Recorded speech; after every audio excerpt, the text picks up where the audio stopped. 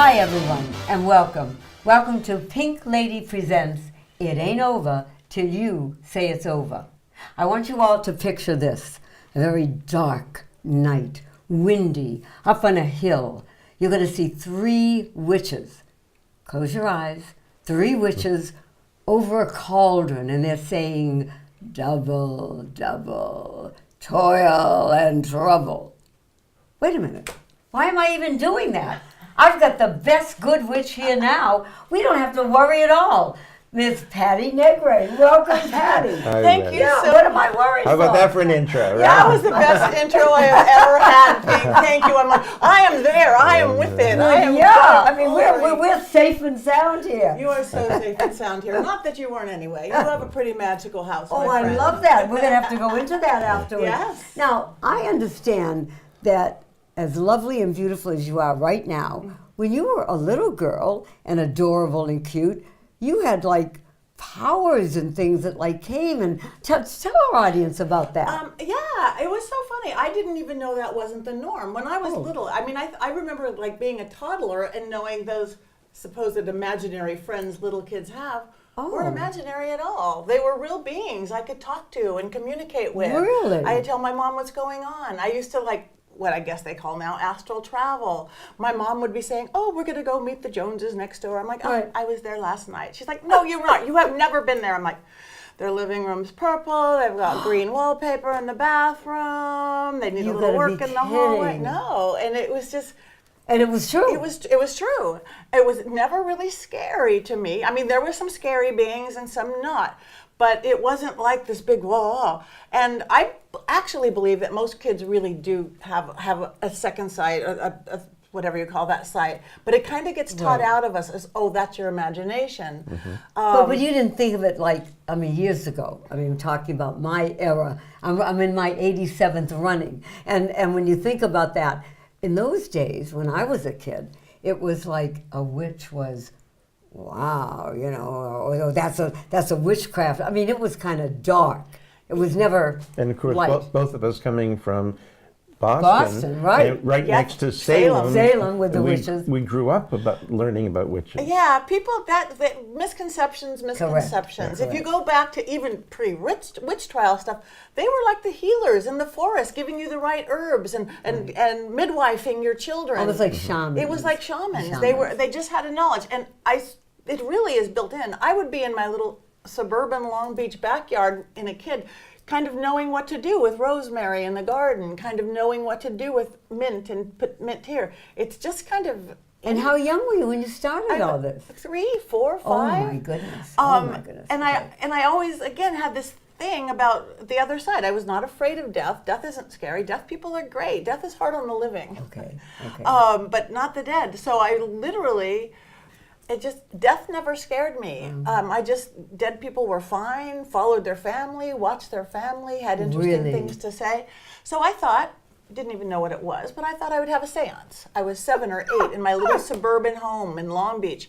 And then I go in my little hallway with no windows and no lights, and brought my best friend Sherry with me. And then I realized I didn't know any dead people. And I'm like, okay. Well, John Kennedy and Marilyn Monroe, they're dead. This was the late 60s. They're dead. I'm going to contact them. So I literally came up with, I think, my first chant, and almost immediately, my windowless, lightless hallway filled with orbs and lights flying around the room. We're like, wow. We ran out screaming because we were little kids, but inside I was like, yes, this is real. This is something I can connect to, I can communicate with. Thus began me being a seeker of just all things mystery, all things metaphysics, all things spiritual, all things religious. My grandfather was a big psychoanalyst, big Hollywood dude, and almost leader. When you say psychoanalyst, it was psychiatrist? He was a psychologist in America, okay. a psychiatrist in Turkey. Psychologist here, and it had an Institute of Psychology. He hung out with the Carl Sagans and Isaac Asimovs and Norman Lears and the Hollywood, and the very intellectuals, the very Freudian intellectuals. And he, though would have came from a Sephardic background, he poo-pooed any spirituality or any religion. He just thought it was a weakness. It was only science, and science was what it was. But he studied everything. Right. And so I became him on the opposite end. I study my everything, religion as much as him, philosophy, cosmologies, but I believe everything. Everything. Oh, But only to a sense, because I see energy. One of my psychic gifts or medium Right. gifts is I see energy in things. So what I take, of whether it's your basic Christian belief system, Buddhist, Right. Judaist, getting out there to all sorts of old world pagan, there's this basic through line of energy thread. truth in all of Right. them. The names have been changed to switch the story a little bit, but the magic within, the good versus the in is all the same. Well, let me ask you, what is a seance? What is a medium? We call you a medium. Is that, what does that actually mean? Okay, what a medium means is that I can actually see through the veil. There's a little veil between us, like a screen. Okay. This is our three-dimensional world where we Right. can touch things. Though nothing's solid, we know that. That's 7th grade science. This is moving atoms. The other world on the other side of the veil is just as real. And that's where dead people get to hang out. And all sorts of fun spirits, whether it's, the fairy world, angelic world, Okay. all that kind of thing. And I'd just be able to see it. Is that the spiritual world? That is the also? spiritual world Okay, of all okay. forms, spiritual world. So what a seance is lifting that veil and communicating with it.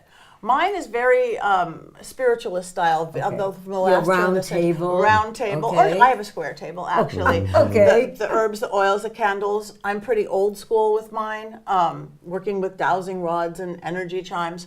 But the way I do it, I literally lift the veil so everybody, even people who haven't developed their gifts yet, can see and feel and experience. Oh, really? And everybody gets a chance to talk to their deceased loved ones. Oh. It's all, unless I'm on some scary TV show where they send me into a serial killer's house, it's always positive because I'm very careful who I allow in.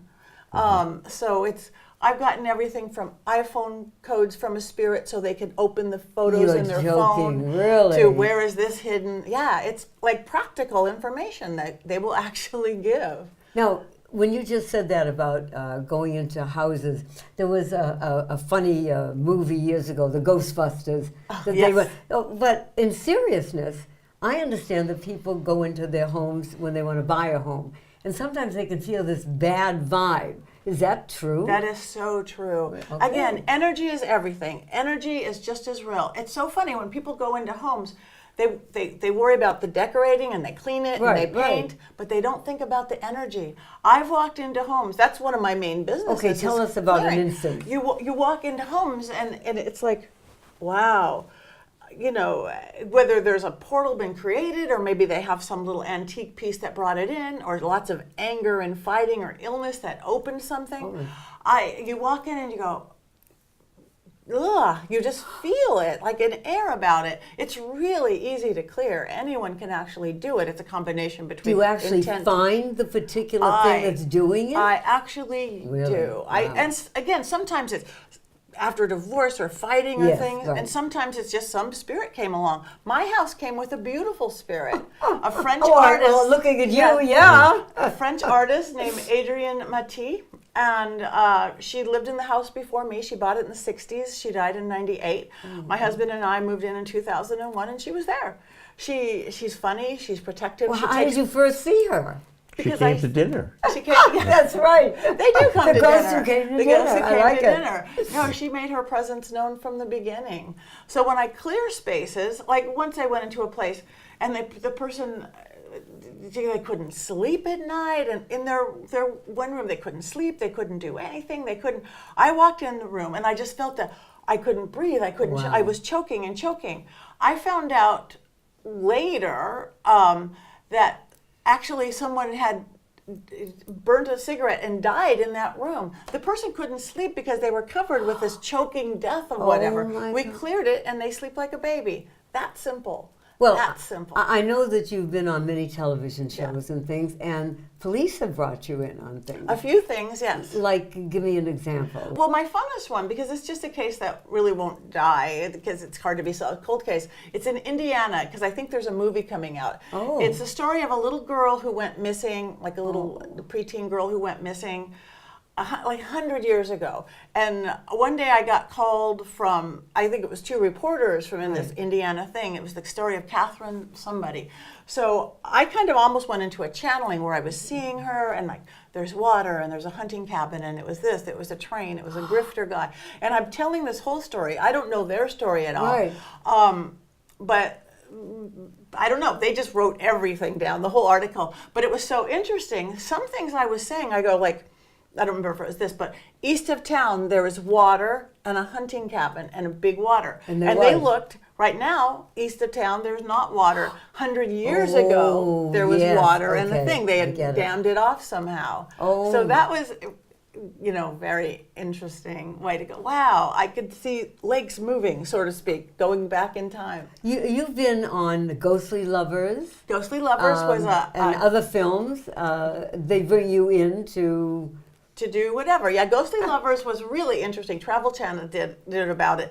It was literally about lovers, ex-husbands and things who come back for intimacy after death. Oh, now come on. Yes. I love that. Yes. Okay. And that always gets a bad rap, Well, it always, people think incubus and succubus and all the big fear, but actually... Wait, what is incubus? Incubus and succubus is what they think when bad ghosts come and take you and have their way with you. Okay. But actually, deceased lovers do. My best friend, actually, her husband died way too young of cancer. He came back to her, and it was just like, even starting with their little foreplay, their cuddling. Oh my God! Because if people believe in ghosts, ghosts are real whether you believe them or not. But if you believe in ghosts, why would you think that Bob can't come back and talk to you at the end of the bed or have coffee with you? Why would intimacy now be out of the question? You know what I would love to do? What? I would love to introduce witchcraft for everyone to see what it's like.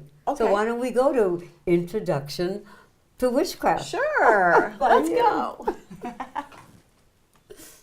One thing a witch in Hollywood gets asked a lot is, have I seen you in anything?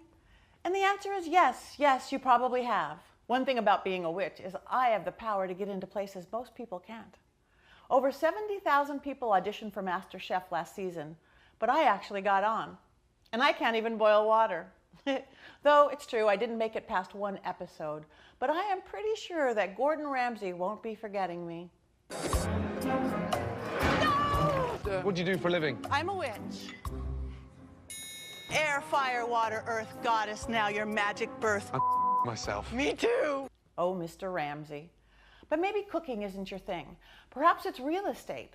Then you might have seen me on Flipping Out when I went to Jeff Lewis's own home and conducted a cleansing ritual so he and Gage and whoever would be there next hadn't have any unhappy spirits. When people move into a new house, you literally are moving in to the energy of everything that was there before. She has kind of been able to calm Jeff's nerves a little bit. And I think for that reason alone, it was worth it. Cleaning. I won't hit you. Andrew. Okay. And his house is now spiritually spick and span to this day. One of my most popular shows was when I went on Candidly Nicole and taught Nicole Richie to say yes to life and told her all about ghost sex. Yes, ghost sex. Don't believe me? So you're a witch? Yes. Are you a wizard? No. Do you see dead people? Yes. Do you talk to them? I do. Do they watch us shower? I've had one watch me shower. I'm considered one of the world experts in spectrophilia, which is ghost sex. They have sex with us. Yes. Right. So now you can see why I'm calling this Hollywitch Boulevard. But now I want to share my gifts with more of you. Please subscribe to my channel and post any comments or requests below. If you'd like more information, go to pattinegri.com. And until we meet again, remember, the veil is never thinner than here on Hollywitch Boulevard.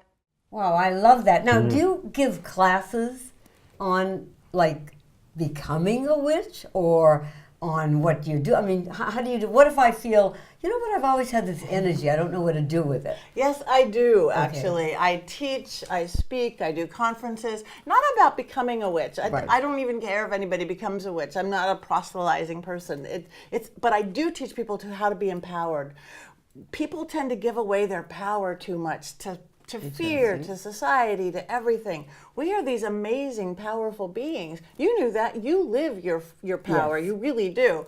But most people don't. So that's what I really teach. So whether it's how to work with herbs and oils or intent or how to balance themselves, I teach. Well, let me. It's Witch Empowerment 101. Witch And Empowerment then I assume 101. there's intermediate. There's and, immediate, and there's then we advanced. graduate on We to get a little hat, yeah. a witch hat with a little tassel Oh, on. great. Now, you also, your specialty is what, and this kind of really sounds kind of sexy to me. It probably isn't, but it does.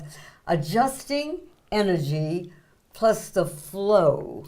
Now, elemental, like balancing exercise. What is that? Okay, that's what it is. In the way I see things, I see energy and I see people. Again, this is how I teach how. Where we really get off balance is balance. We get off balance in everything. Too much of this, too much of that. So I'm going to start out. We know the secret to life is mind, body, spirit connection. Right. We know that because 20,000 books are written on it. The whole psychology section, the spiritual section, the self-help section, mind, body, spirit. We know the head has to be there. We'll never surpass our own belief system. We'll never surpass our own ability. I can do that. I can't do that. It'll be hard. It'll be easy. Correct. We understand that. We understand the body, mind, body. I'm going to eat healthy. I'm not going to go to the fast food joint. We get that. But the part that we drop it on is the spirit because it's less tangible. It's less, you can't grasp onto Right. it. You know, having one of the three is wishful thinking. Having two of the three is hit or miss and often miss. 3 out of 3 is always a home run. Wow. So I took this concept, seeing how I work and what I pull out, and I go, okay, I just need to teach people the spirit part. In actuality, there's lots of ways you could do it. That spirit could be done through your belief system, through prayer, through going to church or temple, or New Age. It could be done through affirmations and vision boards. But it also could be done through the elements, our basic earthly elements. Think Like? air, fire, water, earth, like Native Americans, pagans, any shamanic belief system. So if we put our whole life into the 4 basic elements, air, fire, water, earth. Think about it. Your earth is your sense of who you are. It's grounding. It's your home. It's the woman's womb. It's your persona. It's how people know you. Oh, that's Pink. She's whatever. That's your earth. Okay. We all have earth. Your fire, that's your passion, creativity, love, sex, God, art, that thing that gets you up in the morning. That's our fire. And that's the south. Where we get off balance, though, is the west and east. West is our water. It's our emotions. Like a plane that goes like this. Our water is our emotions. Think about it. Water is 60% of our body. Water is 70% of our planet. We have, or the cover of our, it has to flow. Our water just has to flow. So think of that. And our air, that's our thinking brain. That's our sense of organization, focus, clarity. So if our whole life is air, fire, water, earth, all that means it's our grounding, our sense of self, our passion, our emotions and thoughts. And it's the emotions and thoughts that get messed up. So if one day we're not as happy as we can be for whatever reason, or not as productive as we can be for whatever reason, I should do that, or equally important, not as conscious as we can be. People go through life asleep at the wheel, by rote, phoned in, automatic pilot. And that's like wasted breath and wasted air and wasted minutes. We want to be, again, you don't waste minutes. She's like the queen of everything, this beautiful woman. So again, if you're not as happy, productive, or conscious as you can be, instead of staying there or numbing out like most people do, I'm going to watch TV or eat or shop or those things we do to just conform to that little numb spot. Instead go, no. There's something out of balance here. Which element is out of balance right now? Is it my emotions? Somebody, cut me off on the freeway and I'm angry, or I'm worried about money, or sad, or just angsty. We get the emotional thing. Okay. So if it's your emotions, that's your water element. What you need is water, running water. Think how good you feel after a shower, right? No matter what. And that's still only 1 or 2 of the 3. But you can't jump in a shower 1,000 times a day, though I do know some TV writers who do. But we have a water shortage. but you can't. But you could always find running water. A kitchen, a bathroom, a drinking fountain, a hose, pouring a bottle of water on your hand. So if the secret to life is mind, body, spirit, home run, walk up to that sink, turn it on. First, you have to set your head again. With this water, I'm going to release this fear, this anger, this nervousness. I got to go talk to my boss, whatever it is. Run your hands underwater, because we have big portals in our hands. How healers work with their hands, Like right in the tips of your fingers, so just run your hands underwater. You've got your head set, your mind, body's taking action. If you want, you can visualize your worries running down the drain, but you don't even have to, because you've got your head, you've got your body. The water is the spirit. You just hit a home run. Within 30 seconds, you will healthfully and really release that angst or anger instead of holding it here or holding it here or holding it here. You've really released it, so it's gone, because we usually just hold things. Correct. So then it's gone, or if you need to deal with what caused it, it's easy. You're no longer so angry at your husband to go tell him why you were upset or so worried. So that's water for emotion, things too. Okay. Have a quick question. Yeah. Okay. Is there a significance to the choker and the pendant that you're wearing? Because I noticed it was in one of the clips. I was in one of the things. Yeah, Yes. it is. It's actually, I love symbols and sigils. There's 100 different, a sigil is a symbol. A cross, okay. a Star of David, a pentagram, an ankh, a heart, a dollar sign. This has Is that would be like yeah, my heart? your heart. You're wearing a sigil right forever. there. Forever. And again, this has 100 different like power ones, and it's just, I don't know, it's just like one of my power pieces. But thank you for noticing. Okay. So now the other thing, again, that people get Right. is, especially in the city, especially in modern times, is chatty brain. what is that? Chatty brain. Chatty Overthinking, brain. like I should Okay. do this. Oh, I don't want to Okay. do this. What, da, da, da, da. Or foggy brain. We all get foggy brain sometimes. Correct. That's connected to our air element. And air is breath. And nobody breathes good anymore. We all have this shallow breathing because we're in a hurry. Right. And that shallow, the attribute, what happens with that, whether we like it or not, literally is what causes chatty brain and foggy brain. So just remembering to breathe will really, really help. But my little 30-second fix for that is sound. Heka. I do a lot of Egyptian magic. It's called Heka work. Heka. Okay. We know sound affects us. People take sound baths. Music can relieve us. Music can excite us. Right. Music is music. Relaxes. It relaxes. It does everything. It's sound. It affects every cell in our body. But Heka work is vocal sound. What comes out of our mouth, over our vocal cords, attached to our breath, our pneuma. So without giving everybody a lesson in Hekas they don't want. No, they probably want it. But vowels clear the head. Period. Any vowel, any order. Okay. I do a lot of Heka work. It's kind of an Egyptian magic. It's sound magic, voice. It coming over our vocal cords. It actually has effect on us. But without giving everybody a big old lesson in Hekas they don't want, just know that vowels clear the head.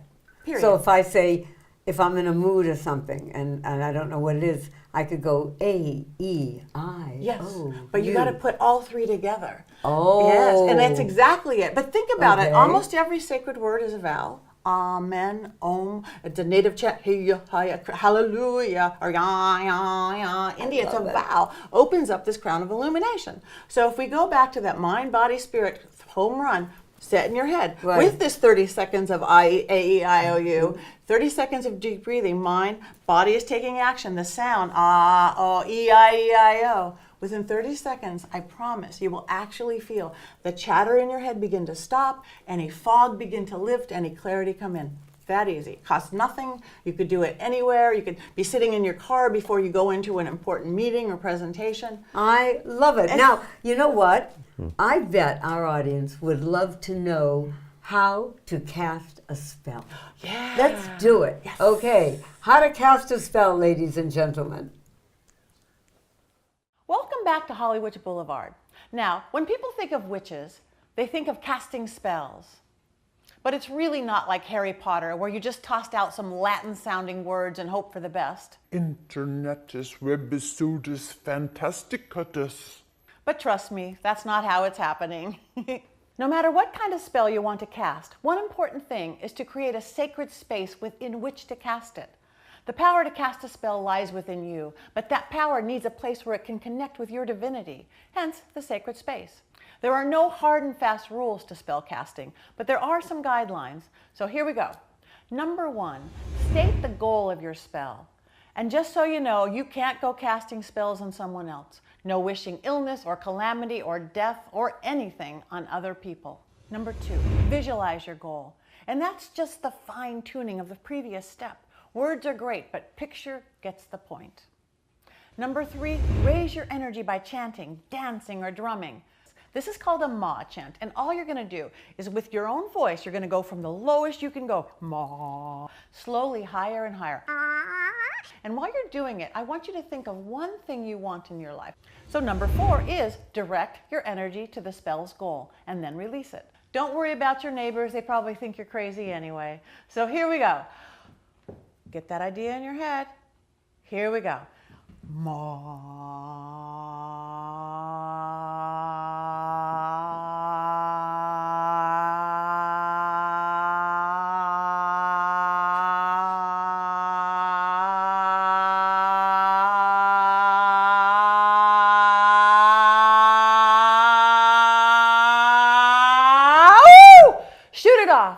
By the power of 3 times 3, this spellbound round shall be.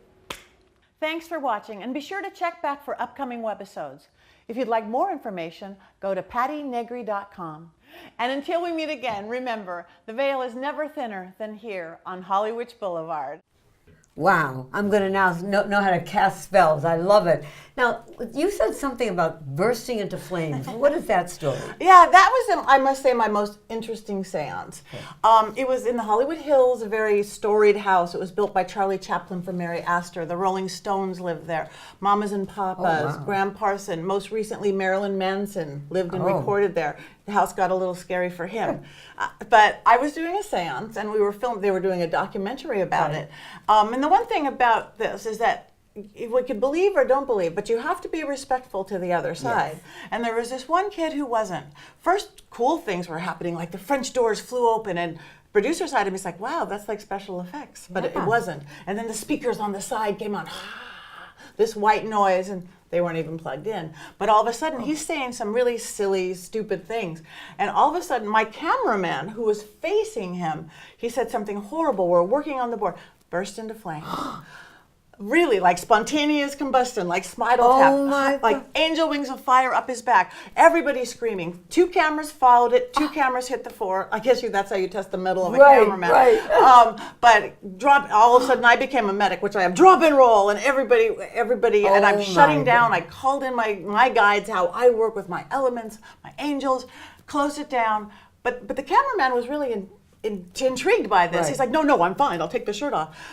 So the kid got really well behaved. Yeah. And I talked to the spirits. Literally, it's like nobody's trying to even get rid of you here. We just want to communicate. It wasn't demonic. It was just a cranky old Hollywood spirit. Now you have a new book coming out. I do. And the name of the book is Old World Magic for the Modern World. Yes. And when will that be out? That will be out probably within a month. I literally have my test copy right now from Amazon. It's going to be a little shinier than this, but this is like the tips I was giving on the breathing and the water.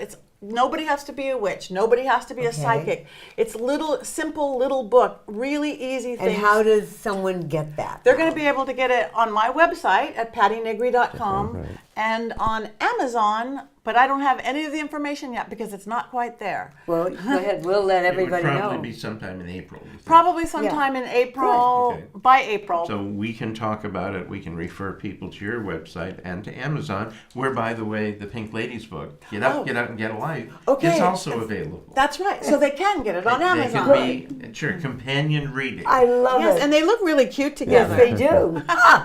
Well, Patti Negri, I have to tell you, you are a delight.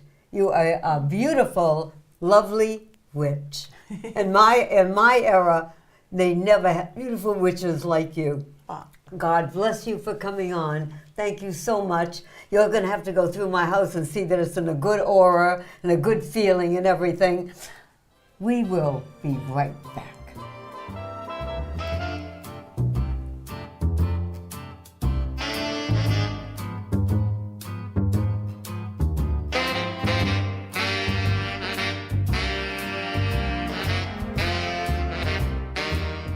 We're back.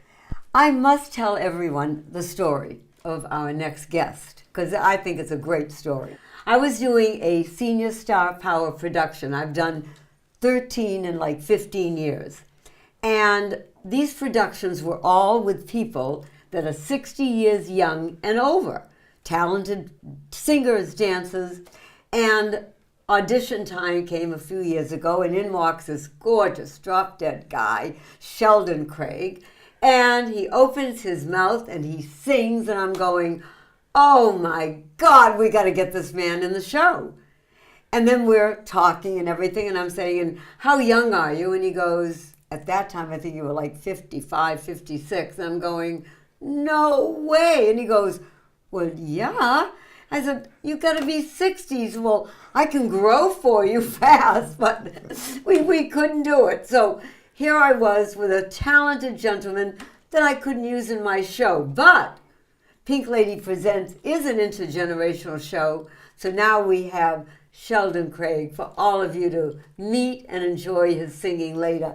Hello, Sheldon. Hello, hello. How are you? I am fabulous. So you were too young for that show, but you're just perfect for this one. What a curse to be too young. I know. So tell me something. Where did you begin your singing career? Oh my goodness, singing career. Actually, well, I went to college in Seattle. Okay. There was a place there called Jack McGovern's Music Hall. And if you've ever heard, I don't know if you've ever been up there, heard of that. It was the big music halls where all the stars came in and they did shows and this. And there was a producer there who decided he's going to do production shows. Okay. And gosh, I remember even through high school going to see these production shows and thinking, oh, I would love to do that one day. I'd just love But to you do were that singing one day. through high school, yes, right? Yes, of course. Okay. Yeah. And actually in high school I studied. I had my teachers were from Seattle Opera. Oh, and all wow. that. So I've been singing forever and forever. And so I always wanted to work with them. I auditioned for this producer, and he's like, okay. And they threw me in the show at Jack McGovern's. And incredible big showgirls, all of that, just like big, lavish shows. Okay. And so I kind of started there. And from there, I went all around the world doing that type of thing. And finally ended up on Broadway and just doing, theater and doing my own thing in Vegas and all kinds of things. Well, tell So me, it's been years. you were a little boy. Did you start as a little boy singing? It's so funny. There's a story. I had my grandmother's sister. Oh, tell me that. God rest her soul. So she always used to tell everyone, oh, I remember Sheldon when. She's like, he was 4 years old. I love it. And he came plowing through the kitchen. He ran into the kitchen. He jumped up on me. She said, he wrapped his legs around me and he said, oh, Nancy, I'm going to be an actor when I grow up.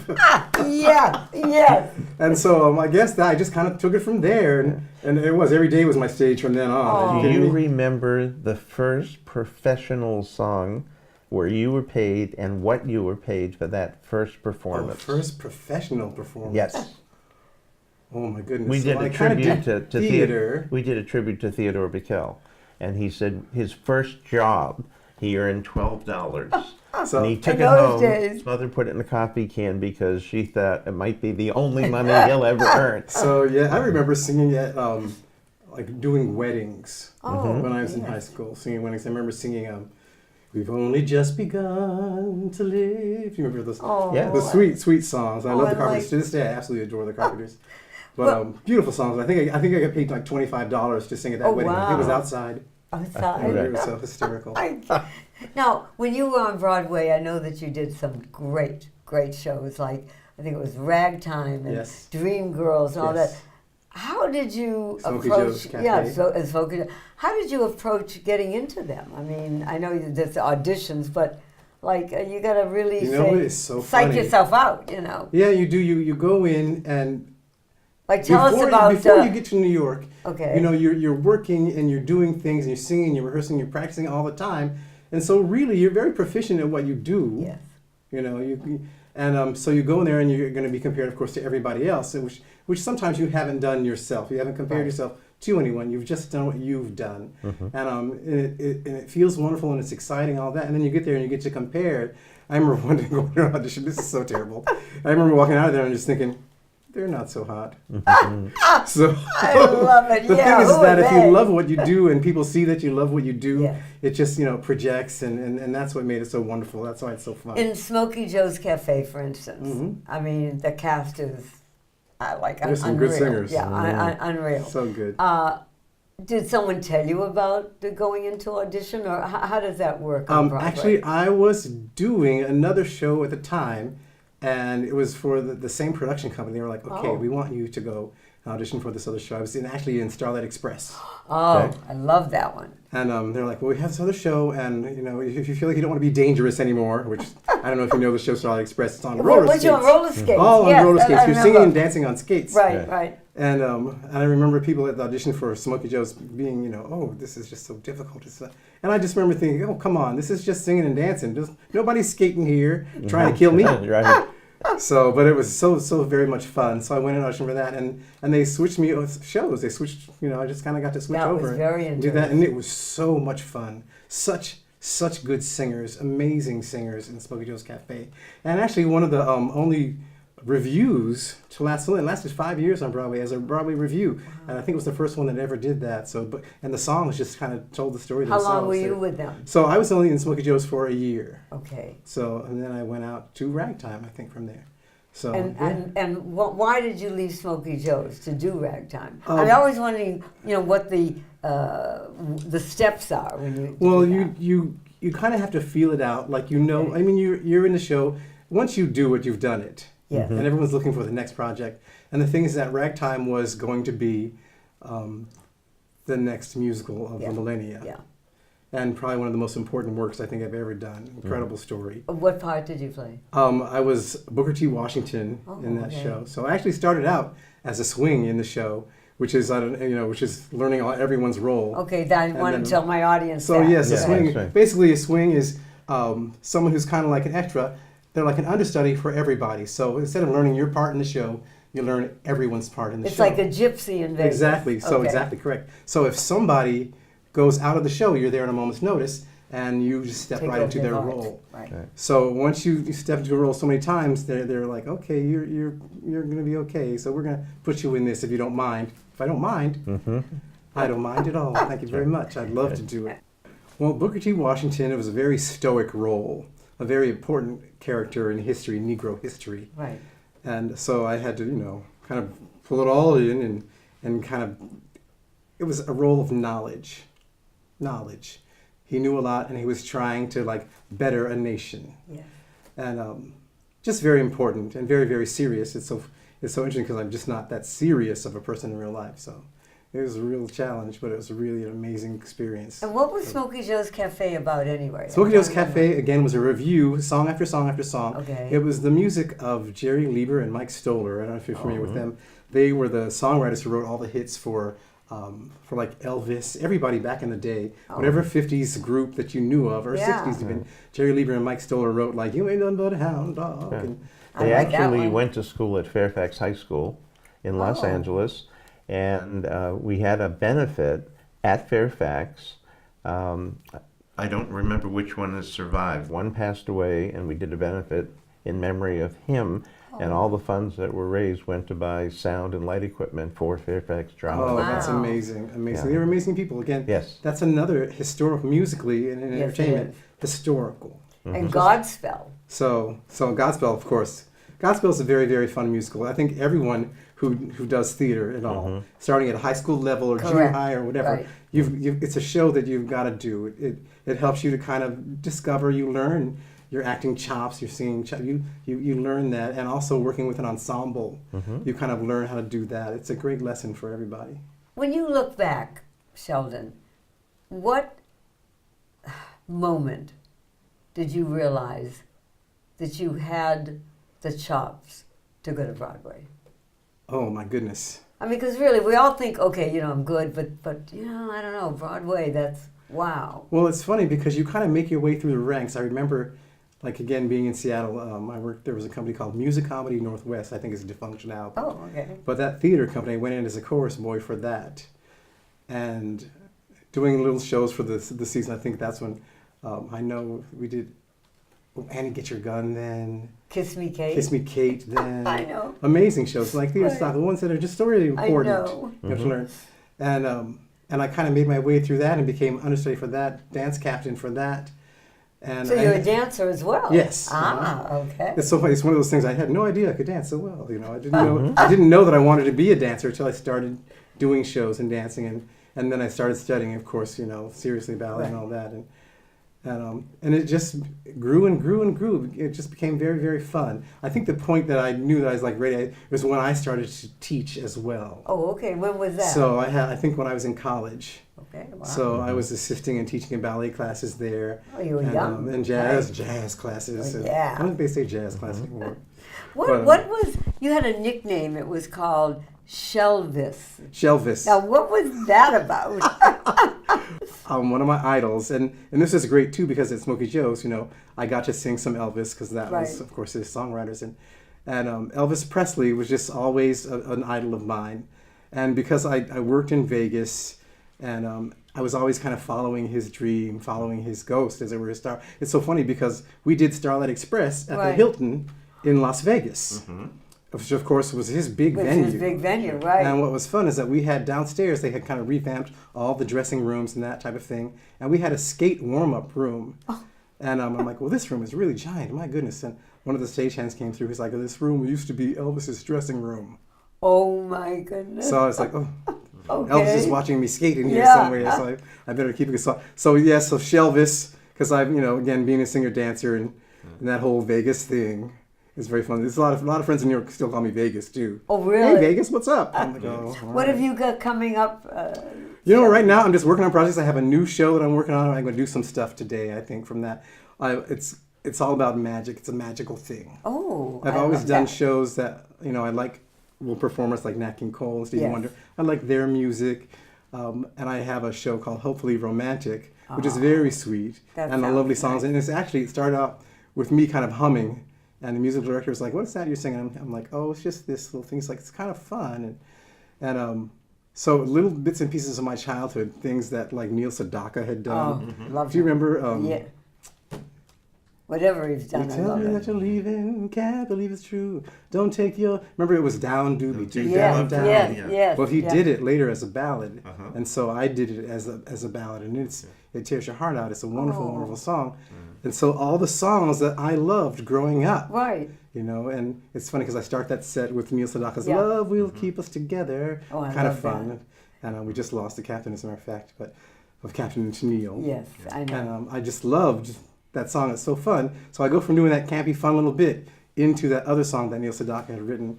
And, So what is it, like a one-man show that Yes. you're doing? Okay, I get it. So I get beautiful. And you It's mentioned very Nat fun. King Cole, and our friends at the Geffen Theater in Los Angeles are going to be doing, starting this week, the Lights Up, the Nat King Cole story with Dule Hill. Such a wonderful, Wonderful. Fabulous. So beautiful music and a Theater great story. is wonderful wherever it is, and sometimes when we take children and we take veterans who have just come back from the service who don't have the experience of theater, Right.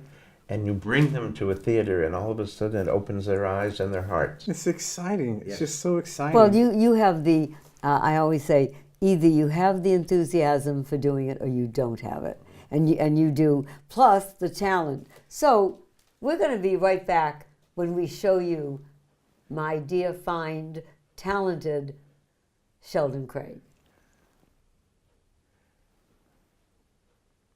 And now, Sheldon Craig, take it away.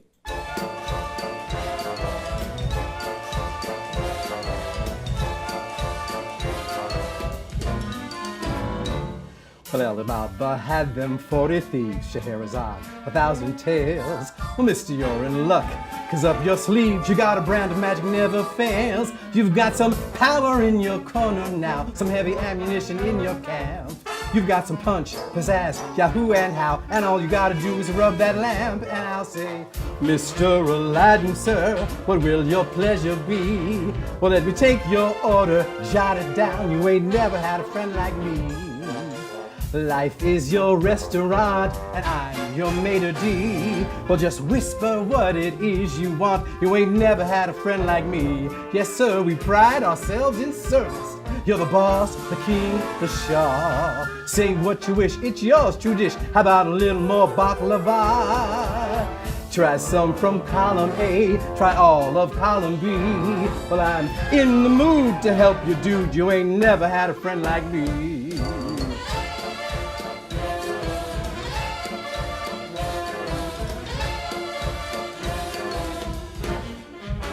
Can your friends do this? Can your friends do that? Can your friends pull these out of their tiny hats? Can your friends go poof? Well, look at here. Can your friends go abracadabra, let her rip, and then make the sucker disappear? So don't just sit there slack-jawed, buggy-eyed. I'm the answer to your midday prayers. You got me bona fide, certified. I'm your genie for your charged affairs. I got a powerful urge to help you out. So what you wish, I really want to know. You gotta do this thing for me, oh yes. All you gotta do is rub like so. Mr. Aladdin, sir, try a wish or two or three. While I'm on the job, you big nabob, you ain't never had a friend, never had a friend. You ain't never had a friend, never had a friend. You ain't never had a friend like me.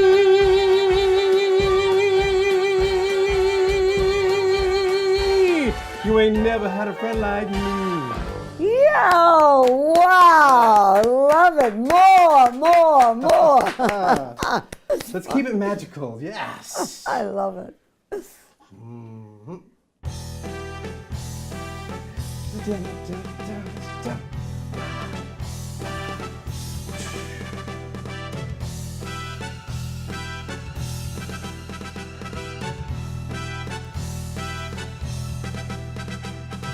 So you wanted to meet the wizard. Let me tell you that you've come to the right place. Should I make you a frog or a lizard? You should see the strained expression on your face if the way I come on is frightening.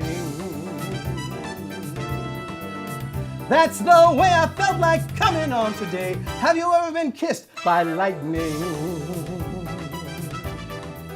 Let me tell you that will make you go away. I fly, and the magic of my power takes me higher to a level where the clouds turn into fire. In the warmness of the fire, I feel fine. Just keep your eyes open, and the magic you will see. It will whistle on the wind as it emanates from me. It's a strong and true vibration. You can feel it on your skin. So come and take my hand, and we will dance upon the wind, yeah.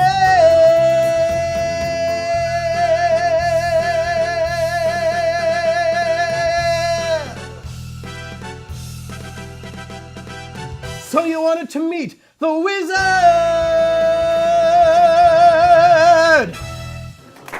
Woo! Whoa. Wow. Oh, fabulous. My mother always used to say, there's two things a person has that God gave them, and that's their body and their talent. And you absolutely are fabulous. I know everyone in my audience is saying to me, you go get them, Pink. You find these fabulous people.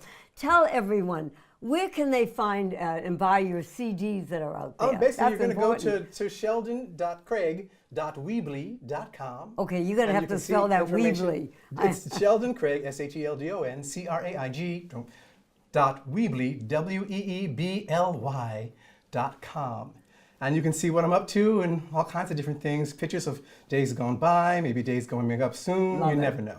And also, when you are ready to do your one-man show, if you let me know, we will put it out there for all of our audience to come and see you and support you. So great. I mean, that would be fabulous. Sheldon Craig, God bless you. Thank you, my love. I have to tell you, see, not only do I get to hear a talented man, I get to be kissed. I love that. Thank you so very much. Thank you. God bless you. We will see you next time. Thank you so much. Until I die. The blues I lay low, I'll make them stay low. They'll never trail over my head.